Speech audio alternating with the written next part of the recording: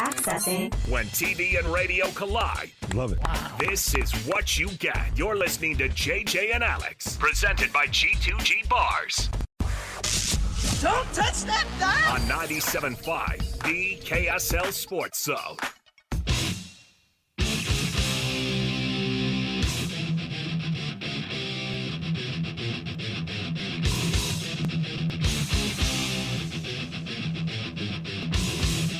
Okay, everybody, welcome on in. It's JJ and Alex, 97.5, the KSL Sports Zone. Alex Curie, Jeremiah Jensen, the JJ portion of the program, is taking some time off. See, here's our new world. We used to have a time to take some time off. Now, I mean, today is NBA free agency, NHL free agency. We just got done with the NBA draft. We just added the NHL draft to our repertoire now. We just went through 6.5 hours of a live radio program on Friday of a massive education for this Utah Hockey Club and understanding how this draft is versus the NBA draft, the NFL draft. We've done all those before, Matt. Matt Baiamonte filling in for JJ, by the way. Thanks for hanging out, Matt. I appreciate it, man. It's been a blast. We're trying to get to know this hockey world. One of the people who's been helping us along the way through all this. He covers the Utah Hockey Club for the Hockey News. Spencer Lazary. Thanks for coming on again with us, Spencer. Hey, thanks for having me. By the way, our program brought to you by G2G Bars. All natural ingredients and no preservatives make the G2G Bar perfect for anybody who needs a quick, tasty, nutritious boost. We just had our first NHL draft under our belt here, Spencer, and it was fascinating to learn how everything worked, to watch Bill Armstrong do.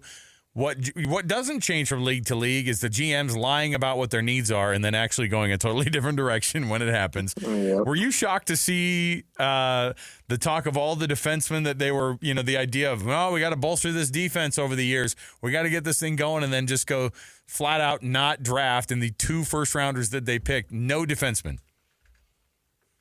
Yeah, I thought for sure that they're going to choose Sam Dickinson out of London. Obviously San Jose got him. He definitely has the potential to be a top pairing guy in the NHL.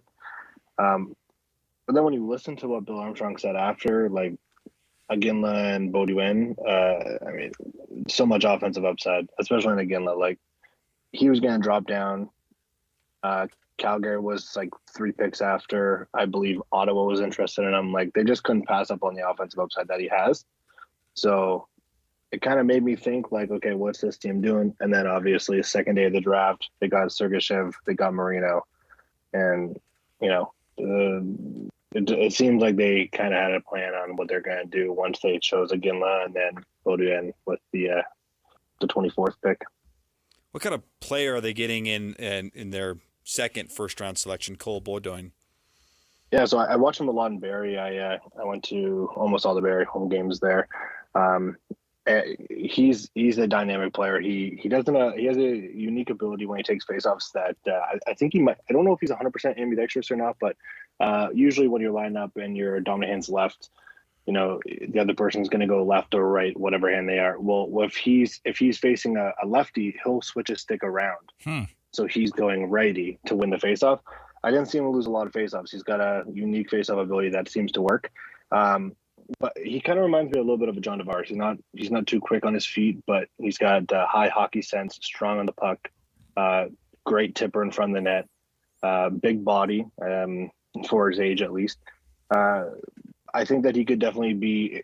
It's tough with Utah because they have so many prospects. Like they've got the Doans and the whomever else in their systems. But if you add Beaudoin, I think he might be a third center, depending on who else they have at the time that he's ready. Over the course of his career, I think he'll end up being a second line center for Utah. They just have so many, especially now that they're going to be adding going forward. By the time he's ready in maybe a year or two, I think that he'll end up being like a Matthew Nyes is with Toronto, where he might get a chance at the top line, but then eventually he's going to find his spot in the middle 6 there. Let's chat a little bit about some of these names that were added as well. We just got off the phone last hour with Sean Dursey, who is a re-signing for them on the defensive line, on that blue line for this hockey club. But talk a little bit about Sergachev and Marino, who they also signed over the weekend, obviously, or traded to get these names and what they're getting with that, and how strong did this Utah Hockey Club defense get over the weekend? Yeah, so starting with Marino, he to me when they traded for Sergachev and then they traded for Marino, I didn't think that was going to be a number one pair going forward. Obviously, they hadn't signed Sean Durzi yet. I think Sean Durzi will pair up with Sergachev, which kind of is a unique. They're both mobile. They're both two-way guys.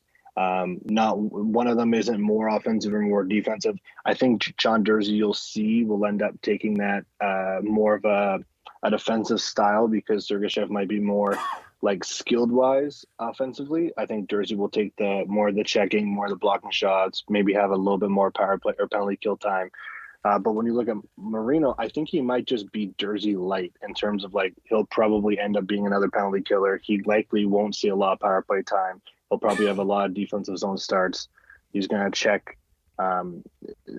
Unfortunately, he was in a situation with New Jersey where he did pretty well, but they ended up upgrading a lot. So he's probably gonna. The way I have it right now written down, I got Sergachev, Durzi, and Valimaki and Moreno, and then Ian Cole, their latest addition, is going to definitely be that stabilizing force on the back end. He's going to bolster the blue line. He's going to block shots. He's going to get in passing lanes. He's going to put his body on the line. And then there's Kesselring, which to me doesn't really seem to fit. So I'd like to throw a name at you guys and see what you guys think. How would you feel about Utah spending a little bit of money and getting maybe a potential Tyson Barrie as the right shot defenseman and to add to Durzi and Marino? Well, so this is the part where we are like drinking from a fire hose here because in my mind I'm going, okay, the defense is getting bolstered here. You got a lot more names being added, and then you kind of go, all right, so what's the value then? Do you want to add more of that, or do they go the direction of trying to find more goal scorers? I mean, I think when I looked last, I think they've got $12 or $13 million in cap space.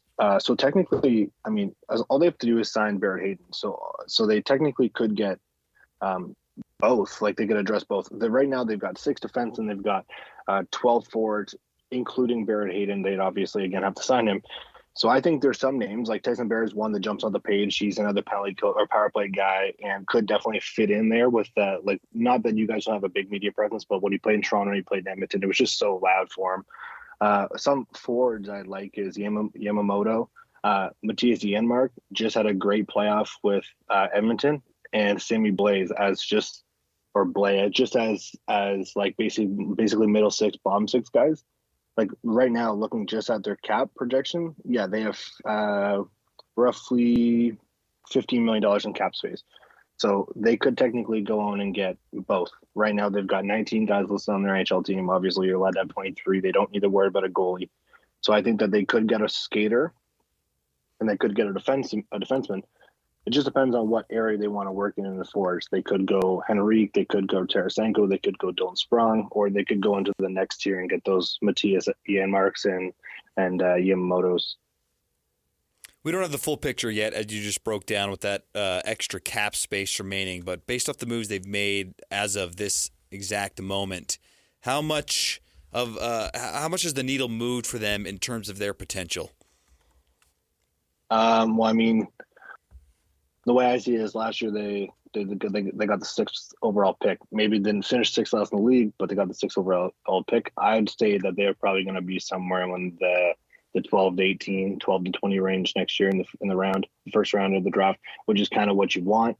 They might not make the playoffs. They might be contenders. I personally want to see them make the playoffs because I think it would be cool to have Utah kind of like, well, Seattle was kind of bad in their first year, but then the second year they kind of they boosted up. They were in the playoffs. Like you think you want that with Utah to sell tickets, get people engaged, get the fans engaged in Utah.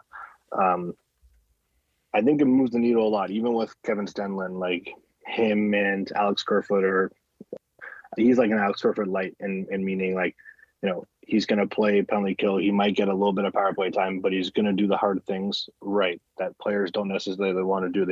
He's going to battle into the boards. He's going to basically log big minutes for his coach. And I mean, if you have those guys on your team and everyone kind of plays their part, I think they could potentially be maybe battling for a wild card, playing meaningful games in March and April. And I mean, it's all quarterbacked by Liam O'Brien, it seems, because that guy just is already a fan favorite. So, yeah, it's interesting because he's been making the media rounds, and then there's the part two where you're going, all right, well, what's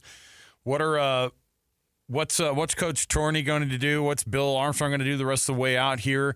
What in terms of like the fan base understanding too? Like, I mean, they're in the fourth or fifth year of a rebuild. I mean, they've said, hey, look, we're still trying to build this thing up here. So what does it take then? Because obviously you don't want to look at the Golden Knights as like that's what happens when new teams come into the league. That's not, maybe in an expansion draft there might be some differences obviously there too with how this team was assembled obviously versus that. But what's a reality for this team in terms of being like an actual not just playoff contender, but a Stanley Cup contender? Is that a 5 to 8 year process even from here, or how does that work? And like, what are the windows like in the NHL? We talk about windows in the NBA and even in college football and in the NFL. So what's a window look like? When does that open for Utah? How long does it typically stay open for a franchise?